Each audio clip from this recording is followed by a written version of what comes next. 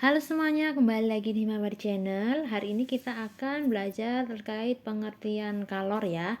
Untuk hari ini bukan latihan soal dulu, tapi aku akan jelasin materi pengertian kalor pelajaran IPA kelas 7.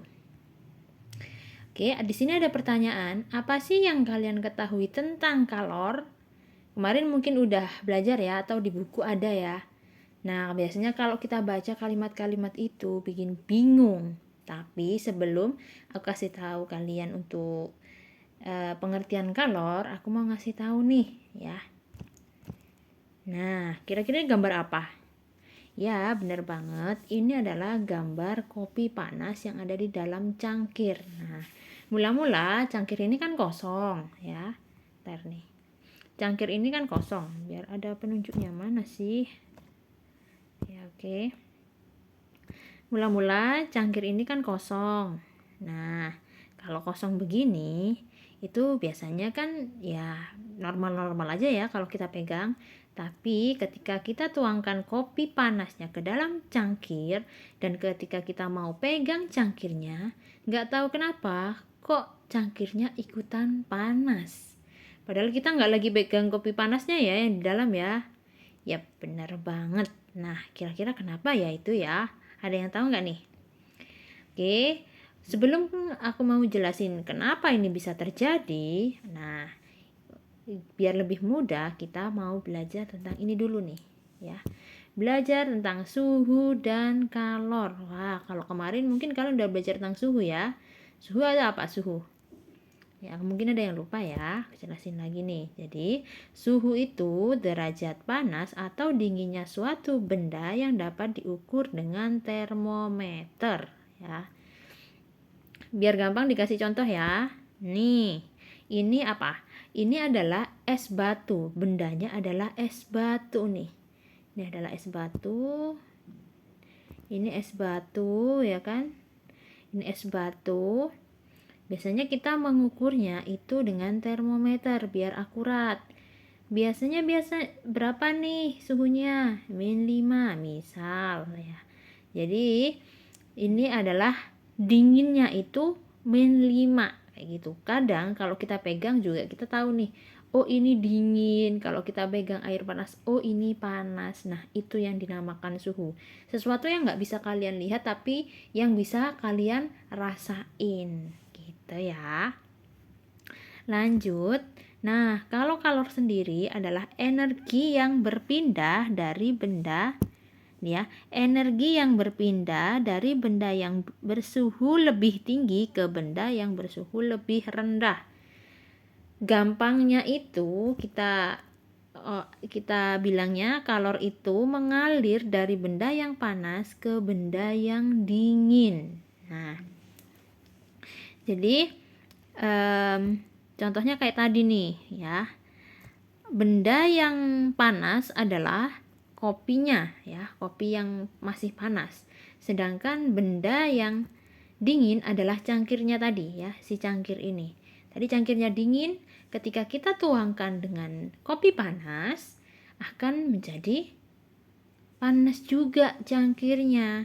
Jadi apa sih yang menjadikan cangkir itu panas? Itu adalah kalor, yaitu energi yang panas. Jadi energi yang bersuhu tinggi itu mengalir ke cangkirnya, kayak gitu, gampangannya kayak gitu ya.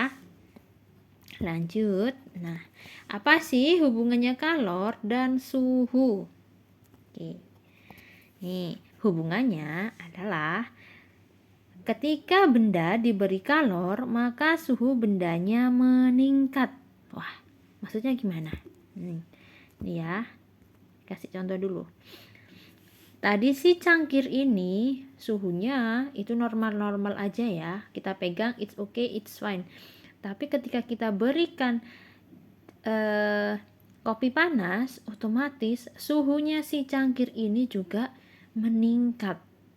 Jadi hubungannya kalor sama suhu itu saling berhubungan ya. Kalau kalornya itu dialirkan ke benda yang lebih dingin, maka suhunya benda yang lebih dingin akan meningkat juga.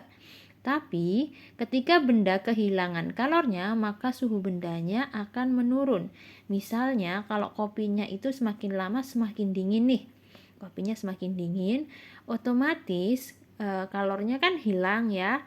Jadi cangkirnya pun itu juga ikut turun suhunya. Jadi ikut agak dingin nih, semakin dingin gitu. Oke. Kalor sendiri itu di fisika dilambangkan dengan huruf Q besar ya. Jadi kalor itu di fisika dilambangkan dengan Q besar. Satuan umumnya itu adalah kalori, tapi satuan yang internasional adalah joule atau dilambangkan dengan J besar. Yang dipakai yang mana? Yang ini ya.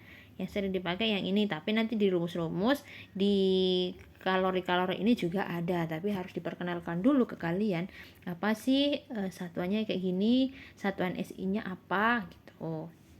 Kalau dijelaskan satu kalori itu setara dengan 4,184 joule atau 4,2 kalau dibulatin ya. Satu kalori ya. Kalau 1 joule ya dibalik nih. Kalau 1 joule itu berapa kalori? Itu 0,2390 atau dibulatkan menjadi 0,24. Nah, ini perlu banget ya dicatat. Nanti kalau seandainya ada rumus-rumus yang nanti mau dikerjakan, kalian udah tahu nih 1 kalori itu berapa ya, 1 joule itu berapa kalori ya, kalian jadi paham. Mungkin kalian bisa simpan dulu nih atau screenshot dulu ya. Oke. Nah, semuanya untuk materi kalori nggak kasih banyak-banyak dulu, sedikit-sedikit, yang penting kalian bisa paham. Sampai sini dulu pertemuan pembelajaran terkait kalorinya. Semoga video ini bermanfaat buat kalian. Jangan lupa buat subscribe, like, dan berikan komentar kalian apa sih yang masih belum kalian pahami. Nanti aku akan bantu jelasin ke kalian sampai paham. Oke, terima kasih ya semuanya. Bye bye.